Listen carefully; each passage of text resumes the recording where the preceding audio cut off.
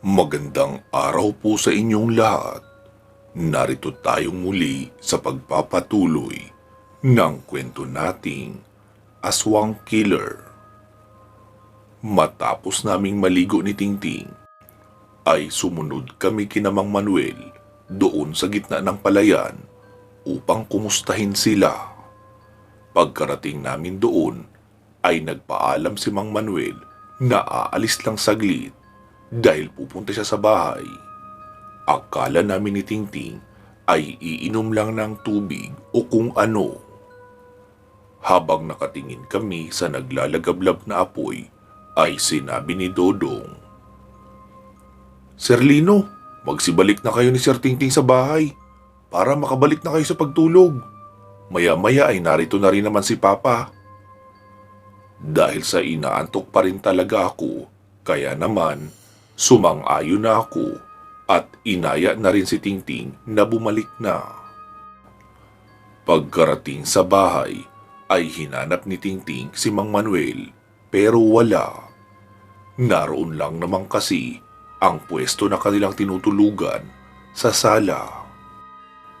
Sabi ni Aling Margarita na nakita niyang pumasok raw sa kusina si Mang Manuel tapos lumabas din agad. Pareho kaming nagtataka ni Tingting, kaya lumabas kaming muli at sumilip sa labas ng gate. Nakita namin sa malayo na may naglalakad na may dalang flashlight. Inabangan namin na makalapit iyon sa amin. Noong malapit na nga ay nakita namin si Mang Manuel iyon. Pawisan ito pero halatang may saya sa mukha. "Mang Manuel, saan kayo galing?" tanong pa ni Tingting. Sumagot naman ito, "Sa bahay ng mga hukluban. Binuhusan ko na ng gasolina at sinindihan para iyon sa ginawa nila sa asawa ko at sa pagod ko sa paggawa ng kanilang bahay at hindi naman kami binayaran ng tama." Tatango-tango naman si Tingting at sinabing, "Ayos yung ginawa mo, Mang Manuel, para hindi na pamahayan pa ng mga kakilala o kaaliansa nilang mga aswang at iba pang mga hukluban." "Oh, sige na Lino, magsitulog na kayo ni Tingting. Kami na ni Dodong ang bahala." Wika pa nito at nagtuloy na sa paglalakad papunta sa likuran. Pumasok na rin kami ni Tingting ng bahay at nagkanya-kanya ng paghiga sa aming mga silid. Lumipas ang 3 araw. Habang nag-aalmusal ay muli kaming nag-usap ni Tingting tungkol sa mga plano. "Ting, kailangan na nating magpatuloy sa ating misyon. Marami ang nangangailangan sa atin." Wika ko pa sa kanya. "Oo Kuya Lino, tama ka. Ayos na rin naman ang lahat dito. Narito rin naman sila Mang Manuel na tutulong sa pagbabantay ng seguridad." Sumabat naman si Aling Terry. "Lino ha, yung bilin ko sa'yo. Umuwi din kayo dito kahit isa sa 1 buwan o kahit kada 2 buwan ay ayos lang din. Pero wag naman iyong 3 buwan pataas. Kahit naman tahimik na ngayon dito dahil nalipol nyo na ang mga aswang, pati na iyong mga hukluban, ay hindi pa rin natin masasabi na magiging panghabang buhay ang katahimikan dito." Sinagot ko naman siya. "Opo Aling Terry, naiintindihan ko." Muling nagsalita si Tingting. "So, anong plano natin Kuya Lino?" "Ay, balik muna tayo sa pinuntahan ko noong nakaraan, doon sa San Luis at Santo Tomas. Sisiguraduhin lang nating tahimik na talaga bago tayo bumalik sa direksyon ng San Sebastian." "Ah, sige, magandang plano yan." Pagsang-ayon pa ni Tingting. Kinabukasan ay nilisan na nga namin ang San Pablo para magtuloy na sa misyon. Nagkaroon pa nga ng kaunting iyakan dahil umiyak si Tinay at Maya noong magpaalam na kami. Kaya si Kuyang Timoteo ay umiyak na rin. Dahil sa hindi matapos-tapos na paghikbi nitong si Timoteo, kaya napilitan na nga ako na ako na ang magmaneho. Kaysa naman madisgrasya kami kasi panay ang pahid niya ng kanyang mga mata. Una naming tinungo ay ang Santo Tomas para pagkatapos doon ay pabalik na kami at ang San Luis ang isusunod. Pagkarating namin doon ay huminto kami sa tapat ng isang karinderya. Para naman mapalagay ang loob sa amin noong tindera at hindi mahiyang magkwento. Kaya sinabi ko kay Tingting na kumain kami doon kahit merienda lang. Nauna na akong pumasok sa maliit na kainan na merong 6 na maliliit na kwadradong lamesa na gawa sa kahoy. "Sir, kain na po kayo. Bagong luto po ang mga ulam namin, pati na ang kanin. Kakain-in lang din." Noong makita ko ang pagkain naroon, ay biglang kumulo ang tiyan ko. Mag-aalas 11 pa lang noon, kaya napakaaga pa para kumain ng tanghalian. Nakita ko sa may ibabang bahagi ng estante na may sopas. Miss, itong sopas, pwede ba ito?" "Oo naman sir, pero iinit muna natin ha. Malamig na kasi yan. Kanina pang alas 5 yan niluto." "Ayaw nyo ba sir ng kanin at ulam na lang? Para siguradong umuusok pa sa init?" "Ay, nag-almusal kasi kami kanina. Kaya medyo busog pa kami pareho. Sige, sopas na lang muna. Pakiinit na rin ha, para masarap higupin ang sabaw." "Sige sir, wait lang po." Wika pa ng tindera. Tapos ipinainit na nga muna ang sopas. Marami pa iyon masyado. Pero noong binigay sa amin ni Tingting, ay hinati lang sa 2, kaya nagulat ako. "Ay, miss, ganito ba talaga kadami ang isang order ng sopas nyo na regular?" Hindi po sir. Wala naman ang bibili niyan eh. Kaya ibinigay ko na sa inyo lahat. 4 hanggang 5 order pa yan. Pero 2 order na lang po ang papabayaran ko sa inyo. Total wala naman si ma'am, yung may-ari. Umuwi muna, maliligo daw." Natawa naman ako sa inasal lang dalaga. Habang kumakain kami ni Tingting ay para akong walang kasama. Dahil may namumuong malupit na ugnayan sa pagitan ni Tingting at ng sopas. Kasi doon lang siya nakatitig na parang meron silang sariling lihim. Kaya iyong tindera na lang muna ang kinausap ko na naroon nagpupunas sa mga katabing lamesa. Miss, anong pangalan mo?" Tanong ko pa dito. Nakangiti naman yun na sumagot. 19 years old po sir, 5'5" ang height, 35, 27 at 34 ang vital stat, at single. And my name is Mariposa. Marie na lang po for short." Dahil sa kulit ng pagsagot sa akin ng tinderang dalaga, ay nailabas ko nga sa ilong ang isang buong makaroni ng sopas. Dahil nasamid ako at napabuga ng hangin. "Sir, okay ka lang po ba?" Wika pa nito sa akin. Mabilis naman akong tumayo habang nakatakip ang panyo sa mukha ko. Doon ko kasi sinalo ang lumabas na sopas mula sa aking ilong. Tapos ipinagpag ko sa labas. Oo, ayos lang ako. Nasamid lang ako. Masarap kasi yung sopas, mainit yung sabaw." "Oo naman sir, masarap talaga magluto si ma'am ng sopas. Kasi marami siya maglagay ng gatas. Palibhasa bagong panganak, kaya sagana sa gatas ang dibdib." "Ha? Gatas ito ng ma'am mo?" Gulat ko pang tanong. "Hehehe, joke lang sir, hindi ka na mabiro." Okay." Mahinahong bawi ko pa sa aking pagkakagulat. Marie, wala ka bang napapansin na kakaiba dito sa lugar nyo?" Tanong ko pa sa dalaga. Anong kakaiba po sir?" Siguro yung mga nagkakasakit ng kakaiba na hindi kaya ng doktor, o di kaya mga sinasapian o nakulam." "Hala sir, sa gwapo nyong yan, hindi ko akalaing naniniwala kayo sa mga ganyang bagay. Pero oo sir, maraming sinapian dito noong nakaraang araw. Sunod-sunod, may mga dinala sa doktor. Pero pagbalik, patay na. Tapos may dumating na weirdong grupo. Nagtanong din yun dito kung saan ang bahay nila kapitan. Ha? Paanong weirdo? Muli ko pang tanong. Bali, 3 lalaki iyon sir, na nakakostyum na pang sinaunang kawal. Tapos, 2 magagandang babae na naka-leather ang pantalon at damit. My goodness sir, hindi ko ma-imagine kung gaanong nagpapawis ang singit ng 2 iyon. Ang init-init ng panahon, tapos naka-leather pa na pants. Tapos iyong mga lalaki naman, makakapal ang costume. Pero in fairness gwapo silang 3. Mukhang half Kano tsaka half Bombay. Kasi matatangos ang ilong at balbasarado. Kaso, pare-parehong masusungit eh. Lalo na yung tinawag nilang... Teka, ano nga bang pangalan noon? Sintaro? Alvaro?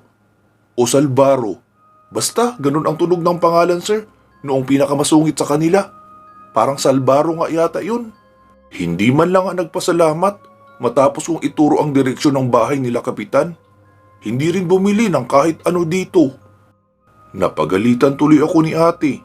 Nagsasayang lang daw ako ng oras sa pag-entertain sa mga taong hindi naman bumibili.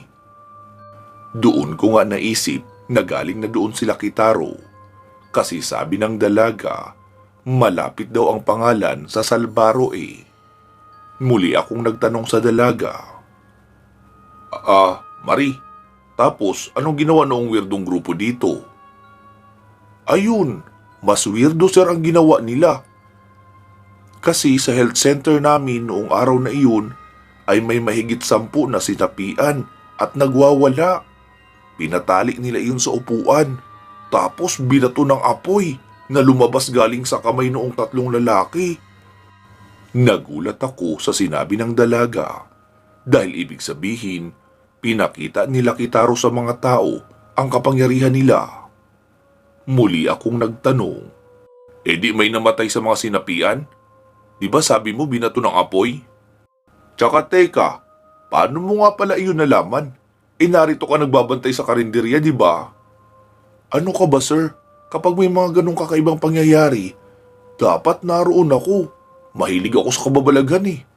Sinabi ko kay ate na nagkaroon ako bigla ng buwan ng dalaw at magbibihis lang ako sa bahay namin. Kaya nakatakas ako at nakiusyoso ako doon sa health center. Ganun ba? Sige, balik na tayo sa tanong ko. Di natupok lahat ng taong sinapian kasi sabi mo binato ng apoy, di ba? Tanong kong muli sa dalaga. Hindi naman sila namatay, sir. Nakita kong parang hinigop ng katawan noong mga sinapian ang apoy, tapos nawalan sila lahat ng malay. Noong ginising na ng mga tao, ay ayos na sila, magaling na at wala ng sapi. Talaga? Ang galing naman pala noong weirdong grupo. Wika ko pa. Kaso sir, merong part na hindi maganda eh. Ano naman yun? Kasi sir, pagkatapos noon, ay umalis na rin agad yung weirdong grupo. Tapos noong umalis sila, ay walang ni isa sa taga rito ang nakakaalala sa nangyaring iyon. Kahit subukan nyo pang kumausap ng mga staff sa health center, walang nakakaalala na mayroong mga sinapian, maliban sa amin ang kapatid kong babae. Natuwa naman ako sa sinabi ng dalaga. Ibig sabihin, nagawa ring burahin nila Kitaro sa isip ng lahat ng nakasaksi ang kanilang mga nakita. Kaya parang wala ding nangyari. Pero bakit ang dalagang kaharap ko ay hindi kasamang nabura ang alaala sa nangyari? Marie, sa tingin mo, bakit kayo lang ng kapatid mo ang nakakaalala sa mga nangyaring iyon? Tanong ko pa sa dalaga. Lumingon-lingon muna siya sa paligid bago ibinukas ang palad. Sir, atin-atin lang ito ha. Sabi ni Mama, dahil daw dito sa balat ko sa palad. Tanda raw ito na galing kami sa lahi ng mataas na babaylan. Kaso hindi naman nag-aral si Mama ng panggagamot. May mga kuya daw siya doon sa Zamboanga na naging babaylan. Kaso hindi rin namin nakilala kasi hindi naman kami bumakasyon doon kahit kailan. Hinawakan ko ang kamay ng dalaga at tinignang mabuti ang marka niya roon. Para iyong puno na maraming sanga pero walang dahon. Habang titig na titig ako sa kamay ng dalaga at nakahawak doon, ay bigla siyang nagsalita. Oo sir, I do. Ha? Anong sabi mo? Tanong ko pa sa kanya. Ang tagal mong hawak ang kamay ko sir eh. Akala ko sasabihin mo, will you marry me? Ay, kau talaga, masyado kang palabiro. Wika ko pa dahil napakakulit talaga ng dalagang iyon. Agad kong binitiwan ang kanyang kamay at napatitig sa kanyang mga mata. Hindi ko alam kung namamalikmata lang ba ako. Pero nakita kong nawala ang kulay puti at itim sa kanyang mata at naging purong kulay asul na kumikinang. Tapos bumalik din agad sa dati. Sir ha, hindi mo ako madadaan sa ganyang style. Kanina may paghawak ka sa kamay ko. Ngayon naman, may patulala style ka pa sa pagtitig sa mata ko. Mabilis akong umatras dahil baka saan pa mapunta ang mga biro niya. Tama lang na nakabalik ako sa pwesto namin ni Tingting nang may pumasok na isang katamtamang edad na ginang. Siguro malapit sa 40 ang edad. Oh, Mariposa! Puro ka na naman kwento. May nabenta ka ba naman na pagkain? O kwento lang din ang naibenta mo? Dali-dali namang nagpatuloy sa pagpupunas ng mga lamesa ang dalaga. Opo, te, meron namang benta. Kaso yan lang, sila pa lang din kasi ang mga taong napadaan eh. Ay, sus! Ikaw talaga! Itigil mo na yung pagpupunas ng lamesa. Numinipis na kakapunas mo ng paulit-ulit kahit hindi pa naman nagagamit. Simulan mo na lang magbalat ng saging para sa gagawin nating maruya mamayang hapon. Wika pa ng ginang. Opo, te. Mahinahong sagot pa ng dalaga. Dahil nahiya naman ako sa dalaga na 2 sopas lang ang binili namin. Tapos napakarami kong impormasyon na itinanong sa kanya. Kaya naisipan kong bumili na rin ng pantanghalian. Miss, pabili na rin pala ako ng pantanghalian. Pero i-plastic mo na lang muna. Sa sasakyan na lang namin kakainin. Napatingin naman ang dalaga sa labas. Sa inyo ang sasakyan na iyon, sir? Oo. Wow, kasing gwapo mo po ah. Salamat. Wika ko pa. Ano pong bibili niyong pantanghalian, sir? 4 na order na kanin. 1 nilagang baka. Tapos 1 kalderetang baka. Tsaka 2 order niyang toging gisado. Samahan mo na rin ang 4 na hiwa ng maha blanca. Wow, sir. Malakas pala kayong kumain. Oo eh. Sagot ko naman sa kanya. Natuwa naman ang dalaga dahil sa marami akong binili. Kahit papaano ay nabawasan ang init ng ulo ng kanyang amo. Mabilis ko nang inubos ang sopa sa mangkok. Tapos tinapik ko na si Tingting na tahimik pa rin.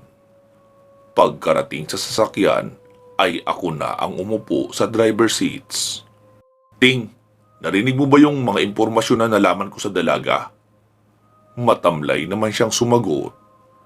Oo, 19 years old, 5'5" ang height, 35, 27, 34 ang vital stat, at single. Sira, hindi yun ang ibig ko sabihin. Yung tungkol sa pagpunta nila Kitaro dito. Pero pagkaalis niya, ay wala na rin nakakaalala sa mga nangyari. Di mabuti para makabalik na sa normal ang pamumuhay ng mga tao. Tara, ayos na dito. Doon na muna tayo sa San Luis. Tapos saka na tayo tumawid sa San Vicente.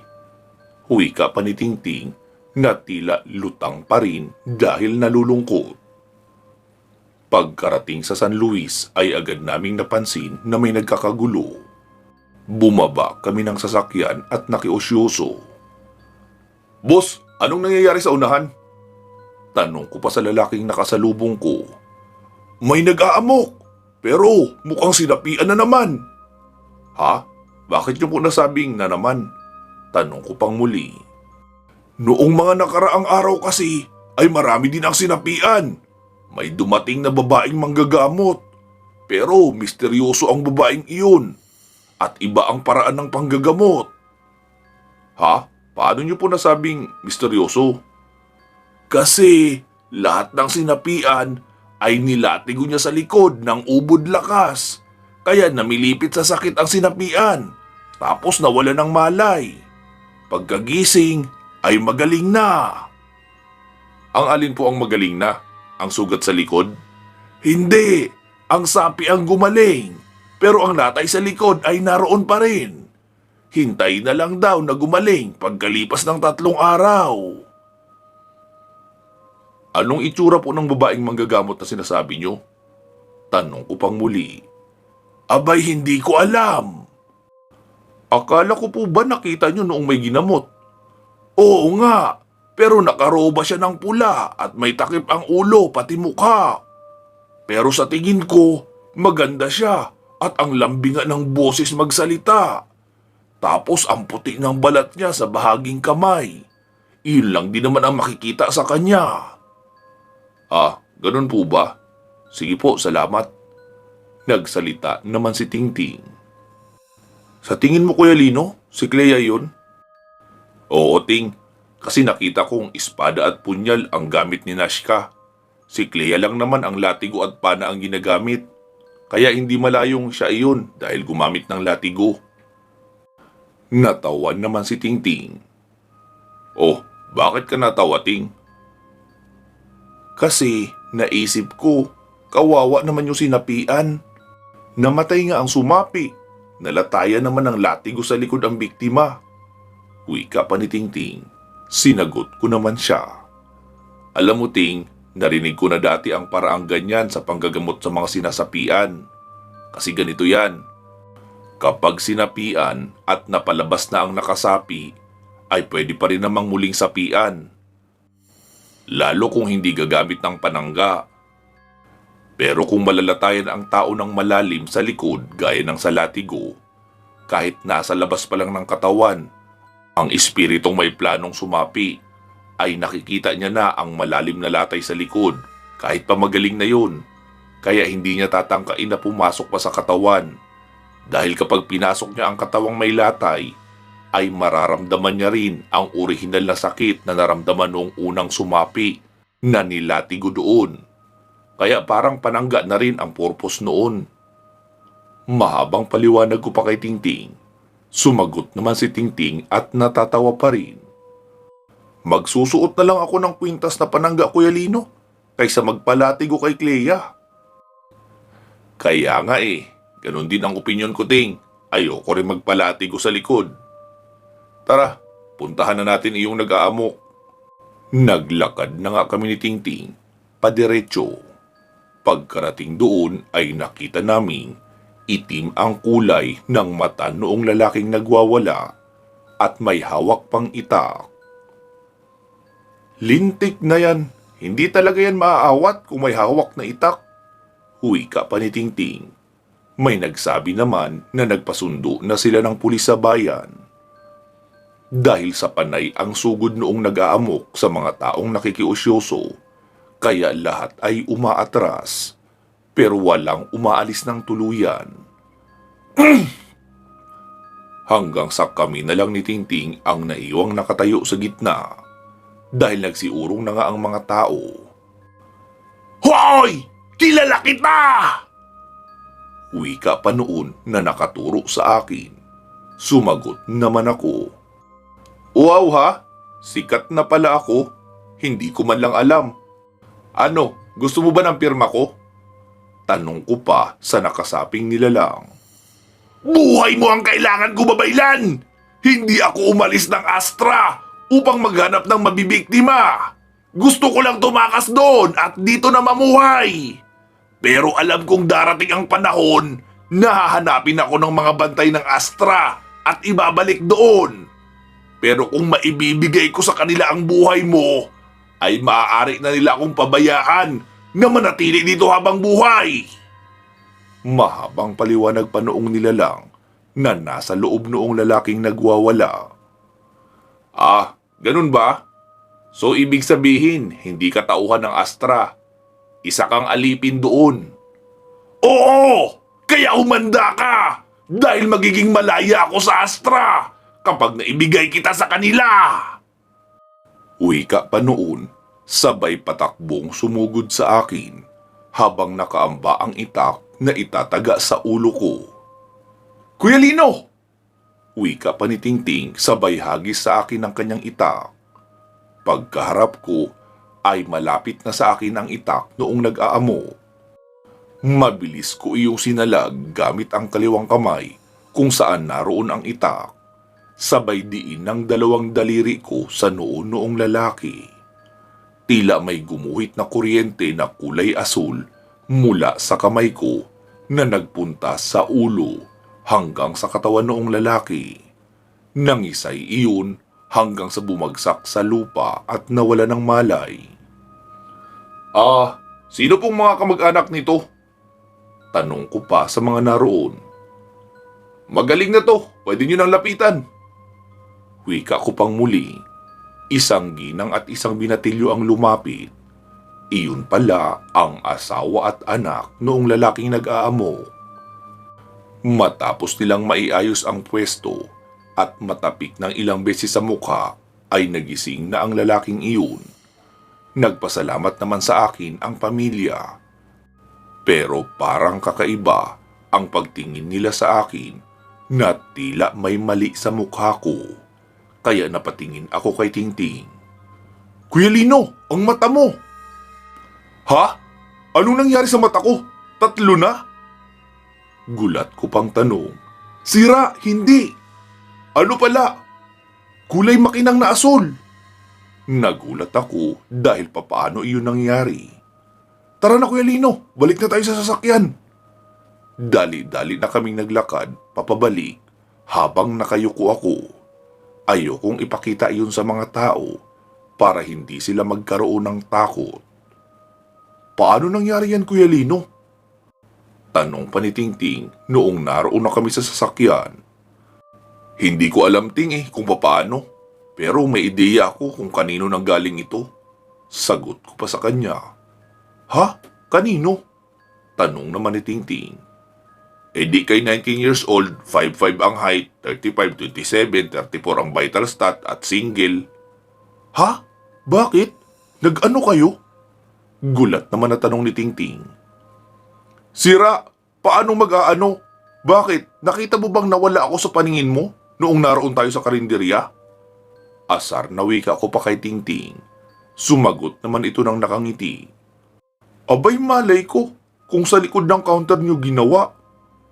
Ang sarap niyang batukan dahil pag-isipan ba naman ako ng ganoon karumal-dumal na pagpapakasarap.